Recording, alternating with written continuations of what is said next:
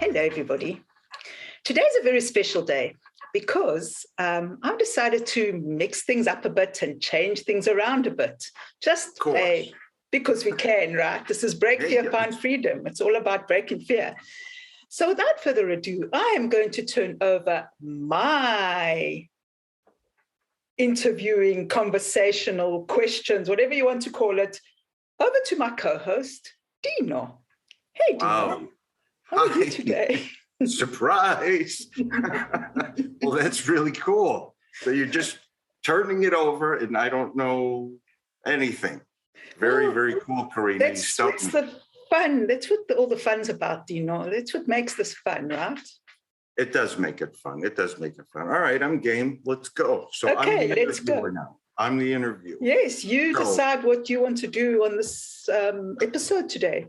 I know exactly what I want to do, and I think the audience wants to hear this too. We've been doing, I don't know how many sessions, right? How many shows? We've been talking about Break Fear, Find Freedom. I've broken a lot of fears, let's put it that way, but so have all of your guests too. And we've talked in depth about some cool subjects. So if I'm the interviewer today, what I'd like to do is talk to you about your book and why not? Come on, Carina, you think you'd get off that easy? Of course. So Break Fear and Find Freedom for Carina. I mean, let's go with that. Okay. All right, so let's do it. So tell me about your book. Tell me a little bit about your book. Well, my book is coming out. And the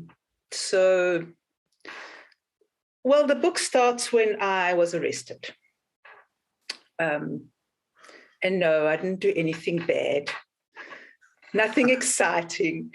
If you're arrested, you did something. I was arrested for a visa overstay.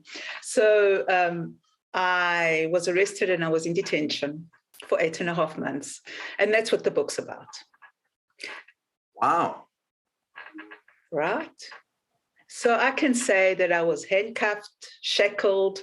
That was an experience on its own. And you know what? I don't think many people have experienced that. So I can say that I've experienced more than a lot of other people. And I was really, really afraid. Really. No kidding. 8.5 months. Right. Okay. So your book starts off with your arrest? Well, sort of, about chapter 2, yes. Wow, that's fascinating. Okay, so let me ask you a question before we get into all the details. What prompted you to write this book? I mean, when did you do it? Did you do it while you were in prison? Well, while I was in detention, I did a lot of journaling because the days are very, very, very long. You can imagine. When I get arrested, you get arrested, you disappear off the earth, right? So you get arrested, just like they take you out of the world and put you into this weird world of, it's like a time warp because there's no internet, there's payphones, there's snail mail, and you're just put into this world, and it's scary, and you don't know anything. So and you have a lot of time. So I journaled a lot. Eventually, after about a month, when I realized that I could actually do these things. So pretty much all the notes and stuff. I mean, you're thinking while you're there, while you're in detention, you're thinking about this. So you knew then that you had to tell your story, that you had to write a book? Well, yes, eventually I did, because I went in as one person and I came out as another. So I had to show the transformation because I knew that even though you don't have to be in detention to read the book, right? It's about fear, and a lot of times the fear is in our heads. And it's about change and having the courage to do what you have to do to change and become the person you need to become. Well, it's always a change, right? Because from there to now, I've already changed a lot as well. So that's basically what it's about. It's about breaking that fear really and coming out and saying, hey, you know what, I've done it. Against all odds, really, against all odds. Because there were a whole lot of things that I had to manifest and create, which may sound a bit weird to others, to get out and be here and tell the story. I'm sure. So what you're saying is you went in as one person, right? And then by the time you came out, you changed, or did detention change you? I think both. How? Well, at one point, I mean, when I went in, I was really scared. I was like this little mouse, sitting in the corner shaking. I was afraid. I was afraid to speak up. I was afraid. It was just scary. I didn't know if the people around me were dangerous. I didn't know if I was going to get killed. I mean, it's ridiculous if I look back now, but you don't know that.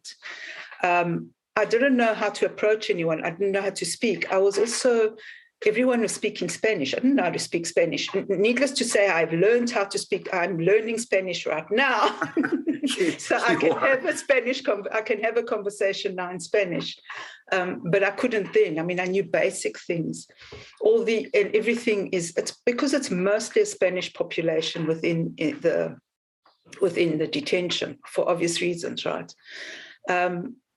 And I realized in about a month in that if I didn't do something, if I didn't take control of myself and my mind, so I said to myself, you know what, you can take my body. You mean I'm imprisoned here, right? So you're imprisoning my body, but you're not going to imprison my mind. And right. And I said, you know what, it's enough. This is not the way it's going to be. My mind is free, and I'm going to make sure that it is. So that's basically a decision I made, but obviously that decision had to be made often because it's very easy to go back into bad habits. Oh yeah, absolutely. So I mean, before we get to how you got in detention, where when you were in detention, was it like I've never been in prison, okay, so I don't know. But was it like you were in a cell with a roommate? Were you in how was it laid out? You know what? It's the facility we were in had different levels, right? So we were the bottom level, like the alpha level, where it's all the people that are in detention because of immigration. Basically, that was all. There were a few people that had minor things, like they had minor, like maybe misdemeanors or drug, marijuana. So it was all, we were all like low level, and there were other pods that had like murderers but we never saw those people because we were protected, basically. So basically, even at lunch, like in the cafeterias, like you see in the movies, where people shake each other or whatever you call it. I know. You don't know that until you get in. I was scared, but no, you have lunch just with your pod. Oh, okay. And what happens is they make sure that everybody's that there's no one around. There's no murderers. There's nobody around. So you're safe when you go from one place to the other. I mean, they have to make sure because they don't want. But what it is, it's a big room, and you have cells. Cells with 10 people inside. So it's 5 bunk beds. So 2, and 1 at the back. Wow. And they're open. I mean, so you can come and go as you please. Obviously, when it's time to sleep, you aren't allowed out and all that. And then they have, there's TV, and there's people that, people just sit around all day. You've just got time, lots of it. Yeah. So no, it's basically what it is. It's not very big. So I wore out the pod by walking round and round and round and round and round. Just to keep active, I To suppose. keep active, right? yes. Yeah. Did you, I can't resist. Did you have to trade cigarettes for things and You aren't allowed privileges? to, you aren't allowed to smoke. But what happens is you have commissary, right? So some people get a whole lot of money, because they don't have outside people. I didn't have anyone on the outside. Oh, you didn't? Well, the person, I knew one person at the time and he disappeared, which is fine, whatever. That's another story. Anyway, so I didn't have anybody on the outside. So what happens is people, they do things for each other and then they buy commissary for each other. And so there were people also that made things that, that you become very enterprising. You do all sorts of things. Your brain is very... And there were people that made hearts with certain materials and then they'd sell them. And so there was a lot of things that happened. I mean, no one really knew. So it was very interesting for me. How did you make money? I worked. So what happens? Yeah. So what happens is you can work cleaning. So you clean. Okay. So you can go and you say, okay, I want to clean. So you get paid $1 a day. Wow. Don't spend it all in one place.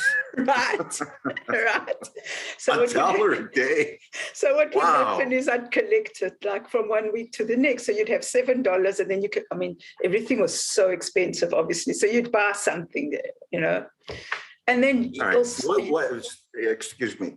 What can you possibly buy with $7? Well, you live a lot on ramen. Right? Yeah, sure.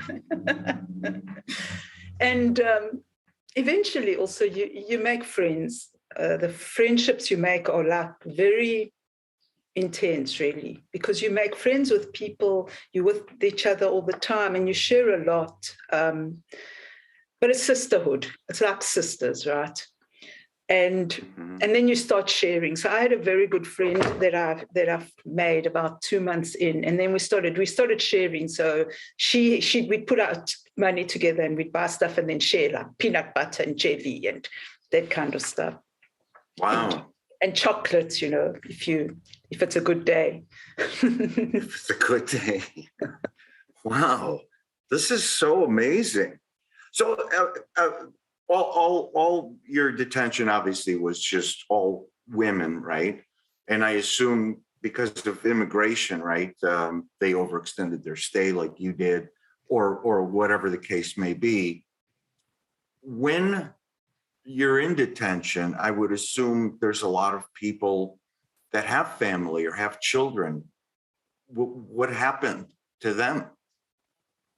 So, you obviously separated. So I was arrested with my son, and then you separated, obviously. So he goes to the male, and then I go to female.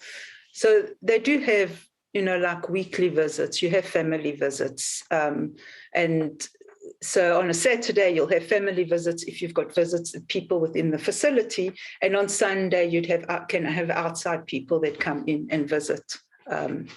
So you can see your people. A lot of people were also separated from their children, so the children were put into another facility. And it was mostly probably visa overstay is like a minor thing. Probably the other detainees are like jumping the wall from Mexico, and they had lots of interesting stories. There were a lot of interesting stories. Yeah, I bet. So your son was actually incarcerated. Yes. At the same time you were. Yes. In the same facility. Yes. Except he was in the boys or in men's the men's one? Yeah. So they like the woman, they have a men's one as well. Also with just immigration. So there's no dangerous people inside. But like I said, you don't know that when you go in. So it was similar to the woman. It was also just immigration, and then obviously the minor misdemeanors. How old was your son? 25. 25. So you must have been, if he wasn't himself, you must have been terrified probably more for him. I mean, I know you by now, right? So it's like, never mind me. I mean, even though you're going through a hard time, you're probably thinking, what's going on with my son? Yeah. What's he doing? How is he surviving? Is he making pals? Is he making hearts like everybody else? And you got to see him, well, like once a week. That's it. Well,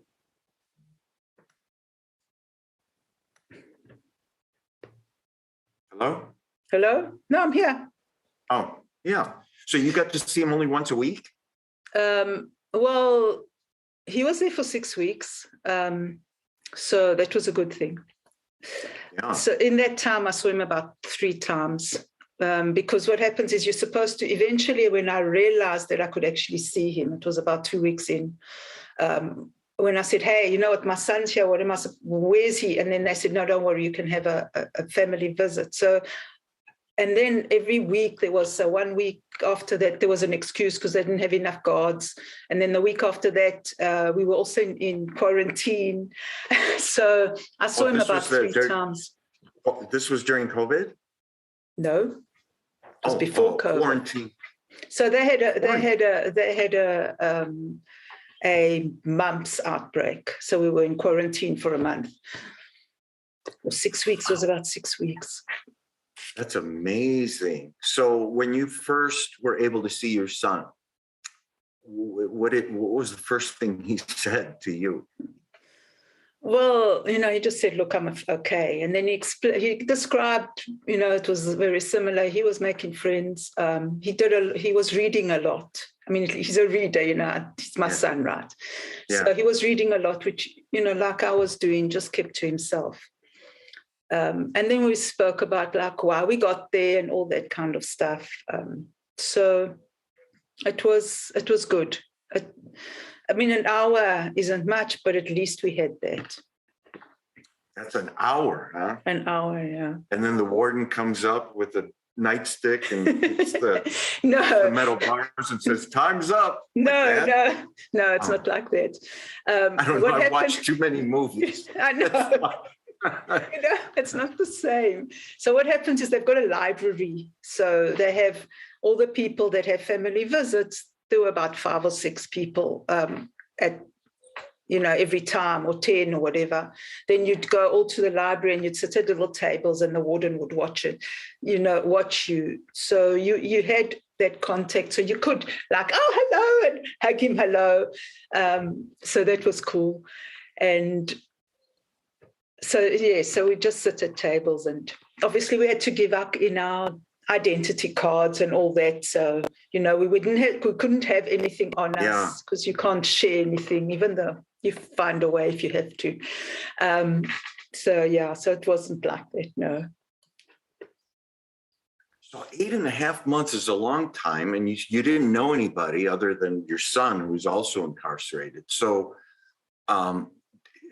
how did you, there's obviously a system to get out, I'm assuming, and which requires a lawyer. Do they give you a lawyer if you can't afford one? What happens? Well, there's a lot of pro bono places, like you can go and ask for lawyers. And obviously you've got to send letters to everybody because it's snail mail, right? Yeah. But because there's so many people, they don't always take your case. And especially if they think that they can't win the case, they're not going to take your case. For me, I had nobody outside. I didn't have a lawyer. My case, they thought there was no hope. So I never got any pro bono attorneys. So that was that, but the good thing is that when you start your court case, you have to listen to all the court cases. You've got to, that they take you and you sit there and wait your turn. And for some reason, mine was always at the end, which was a good thing. So you learn. Yeah, sure. So did the pro bono attorneys believe that you had a case, or is the goal to have you deported to, I don't even know where would they deport you? Back to South Africa? South Africa, yes. So that was their intent. So prosecution. the intent is so you have to show them why you should stay here, which is very difficult to do, I discovered later, because you've got access to nothing. you can't do anything, you know. But I didn't know that. So in my ignorance, anyway. So that's the idea. So the idea is that unless you prove your case, then you have to be, then the judge will say, okay, you have to be deported. But then what happens is that then you just appeal until you get somewhere, right? So, Yeah. So there were people that were in detention for 2 years, 2.5 years. Wow. Some of them, like the cases were just messed up because of the lawyers, and some of them just appealed until something broke, right? Uh-huh. So worst case scenario, obviously you were in South Africa, you have family in South Africa. Worst case scenario, if you got deported, what would that mean for you? Banned for 10 years.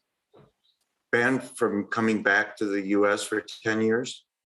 And by then you liked the US so much you wanted to stay, right? Yes, this is my home. Yeah, right. So you leave South Africa, you come to this country, and somewhere along the line, which we haven't even talked about yet, you overstay your visa. And did you know you overstayed your visa? Oh, you did. But you're just like, well, it's probably an infraction. Circumstances at the time. Circumstances at the time, I couldn't renew it. Okay. And so basically you're going about your business, looking over your shoulder, or so you kind of knew, like, hey, this may happen. You know what, intuition, right? You just know, and it's like every time a cop car stops and says, "Can I see your papers?" You go like, "Oh no!" Really? So yeah, you do live in fear. It's not a nice place to be, because you're looking around and you become paranoid, which is horrible. It's not a nice. It messes with your mind, really. So the foundation for BreakFear, Find Freedom is really that. I mean, being incarcerated is bad enough, but before that, it's almost like Russian roulette. If I walk outside, will I get arrested? If somebody spots me, will I get arrested? If I drive too fast and get a speeding ticket, will they check my identification and find out I've overstayed my visa? You're living in fear 24/7. Yes. For you and your son. Yes. Okay. Yes. All right. So tell me about the day you got incarcerated, the day you guys got arrested. Well, it's nothing really. At 7 a.m., you get a knock on the door. It's nothing really. You get a knock on the door. Hey, bang, bang, bang. It's police. Like, oh, geez, it's happened. So you go at bang, bang, bang. And then, as I get and open the door, there's these two huge men. I'm small, right? Yeah. I'm small. I'm 5'2", and there's these huge men in front of me with bulletproof vests. And bulletproof vests. And that's all I'm telling you. You have to read the book. Oh, okay, no problem. So you're like, they're treating you like you're part of Bonnie and Clyde. The bulletproof vest and assault rifles? No assault rifles, just bulletproof. All right, that's another movie. That's another movie. It's another movie. Okay, so this is really, really fascinating. So how long have you been working on this? I know, obviously doing shows every week, you're always talking about you're writing your book, you're writing your book. How long has it taken you to actually write this book? It's taken forever, because I started the book and then I've always been afraid to write it for obviously reasons, because of the implications Well, okay, a lot of it's in my head, like, my mind makes me go crazy. But it's a lot of because of the implications of what the story's about. It's about immigration, but not really. But I had to come to terms with it on my own to realize that the story had to be told, not only for myself, but for people to understand, because people don't understand the immigration. People think, you're an immigrant, what are you doing here? And Right. people need to understand that. But it's actually about the process and winning against all odds. So it's taken me a long time. Needless to say, all my papers were stolen. So as life has it. So you had to recreate from memory. I've been recreating, yes. Wow, that's fascinating. I will tell you something that what I found in the limited experience of writing, my book, but others that are either currently writing or have written, for some reason, the immediate thought is fear of, like implications or ruffling somebody's feathers or how am I going to look? Again, we go into the judgment thing that we've talked about so many times, and I don't know how many shows. Yeah. And I fell into that trap too. I'm like, you know what? If I write this book, right, are all the lowlifes, or I call them that. I could say that. That I write about in the different chapters of the book, are they going to come out and like make statements or discredit me or whatever? And it's amazing how everybody kind of initially thinks that way. The way I changed it up is I thought, you know what, the world's much, much bigger than mine. And one, and two, who cares, right? Mm-hmm. If you're speaking from your heart and you're writing your story, it is in fact your story. Yeah. And one of the last things that we have, just like we have our mind, we have our story to tell. It's personal, it's special, and it's powerful if it's told that way. And once you get past that stigma, like I did, and like you did, you're able to just say, you know what, this is my story. I'm not going to be ashamed to tell my story. And if it inspires one person, it was worth writing. And actually, it's really two people, because the first person you help is yourself. When I wrote the book, it was like a cleansing of my soul. Like I told you before, I laughed at a lot of the parts I was writing as I was writing them. I cried in a lot of the parts that I was writing as I was writing it. Did you go through? You're an empath. Obviously, your feelings are much, much more tuned in. But did you go through something like that as well? Yes.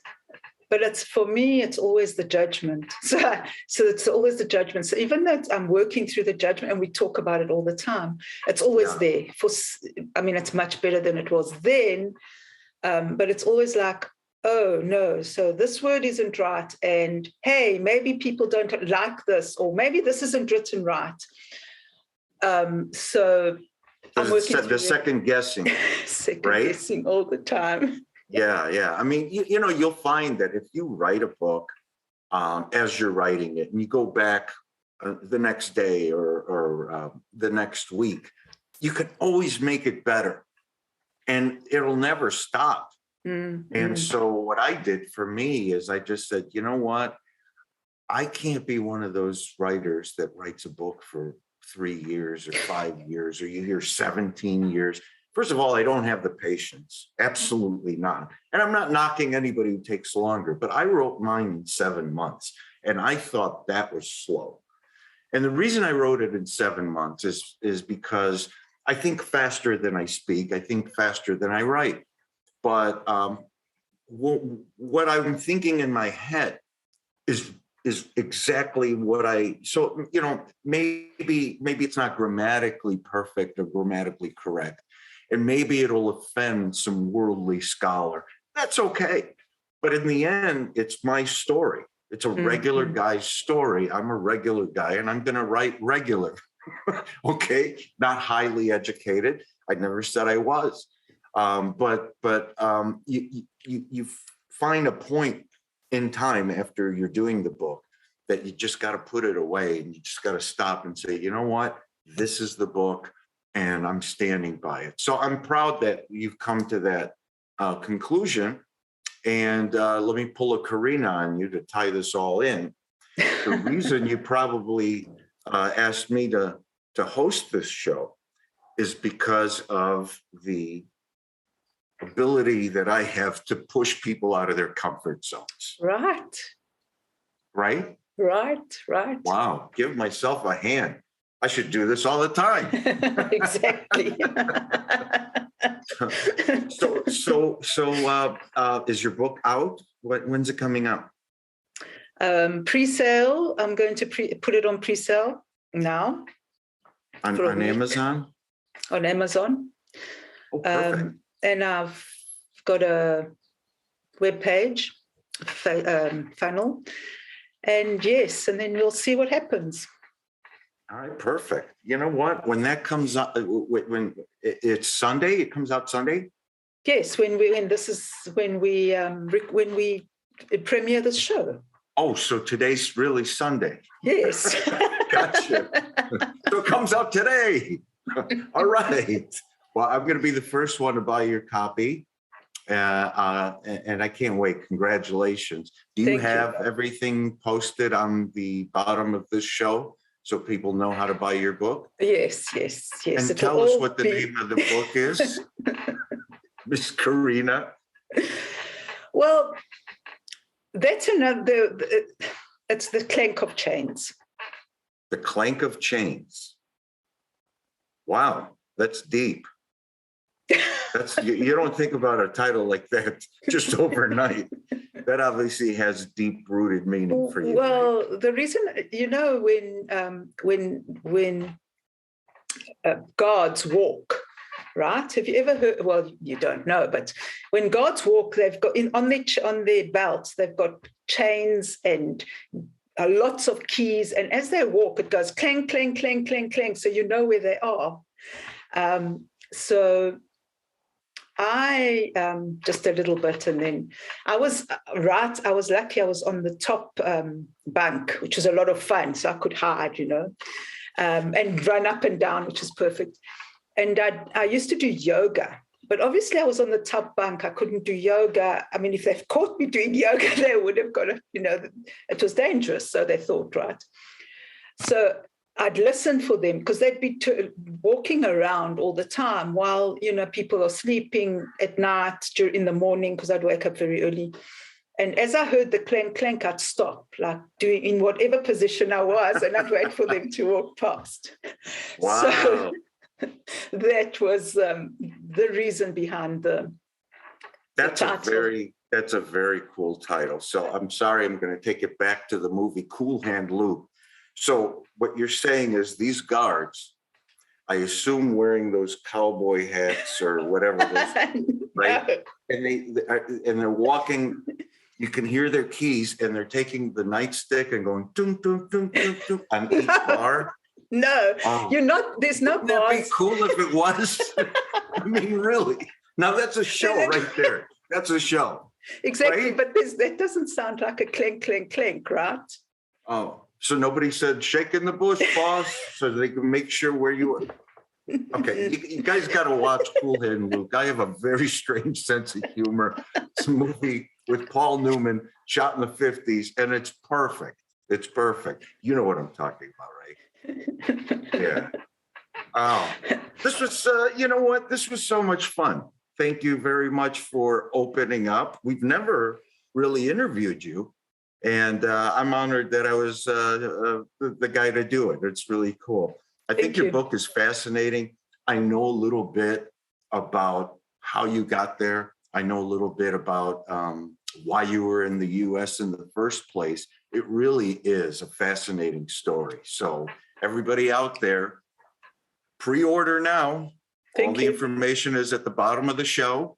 And that, Carina, concludes our special episode of Break Fear, Find Freedom, where we've just talked to Carina and her book, The Clank of Chains. Did I say it right? Right. Yay. Okay. Well, it was a great visit. Thank you so much. I appreciate it. And to all you viewers out there, go out and pre-order her book, coming out today. And that's it. We'll see you next time on Break Fear, Find Freedom. Thank Bye-bye. you, Dino. This was a lot of fun. Bye, everyone.